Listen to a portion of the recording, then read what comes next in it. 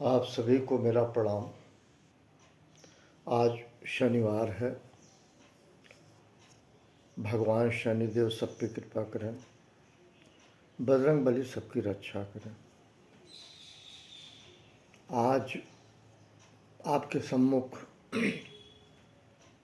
मैं इस तरह से अपनी बात कहूँ कि ये जो शरीर है, स्थूल का शरीर है, मन, बुद्धि एवं संस्कार, इन तीनों से मिली ये आत्मा है जो परमात्मा का स्वरूप है।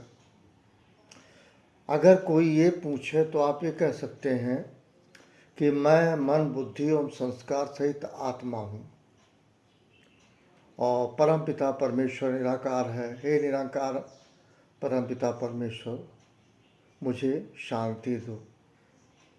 शांति की बात कहते हैं हमेशा। अब शांति हो कैसे, चित्त कैसे शांत रहे, उसमें मैं कुछ यूँ समझता हूँ कि जब हम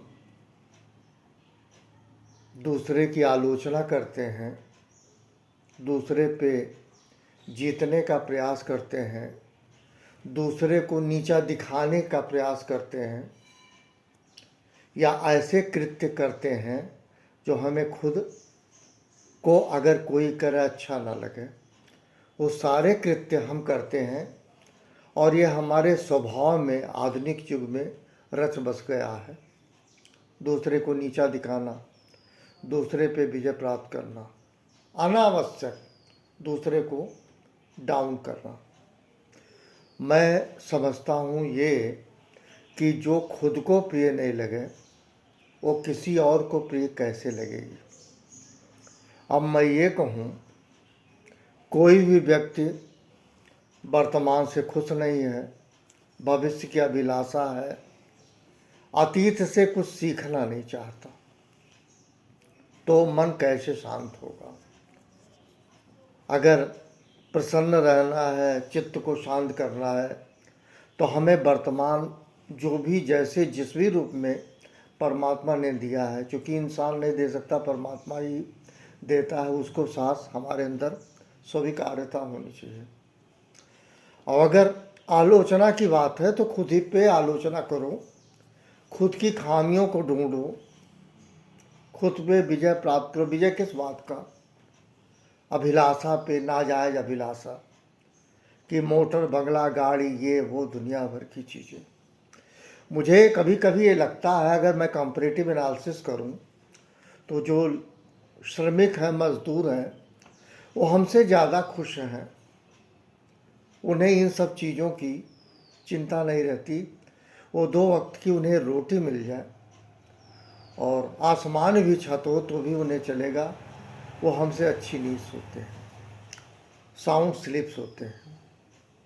कहते हैं साउंड हेल्थ, साउंड बॉडी में साउंड स्लीप आता है। तो मुझे लगता है ये शायद श्रमिकों पे, मेहनतकश पे, किसान पे अच्छा सा लागू होता। बड़ी अच्छी नींद होती है, क्योंकि वो कंप्लीट टायर्ड हो जाते, थक जाते हैं। हम कुछ भी नहीं करते, ना शारीरिक ना मानसिक तौर पे, और फिर कहते हैं कि हमको 8 घंटे सोने चाहिए। सोने के पहले जो हाथ पैर मालिक ने दिया था, उसको आपने कितना उसके साथ स्ट्रगल किया। एनीवे, मैं यही कहूँगा, अगर आपको सुखी रहना है तो तरीका यही होगा, अपने वर्तमान से सुखी होने का प्रयास करें। अतीत के चक्करों में ना पड़े, भविष्य आपको खुद नहीं पता है और ये जीवन क्षणभंगुर है। इसको सोच के सकारात्मक दृष्टिकोण से भरपूर जीने का प्रयास करें, मेरा यही कहना है। दूसरी चीज़, संस्कार की बात होती है, संस्कार को अवश्य जानें। संस्कार में बड़े छोटे का लिहाज भी होता है और अपने बड़ों का सम्मान होता है।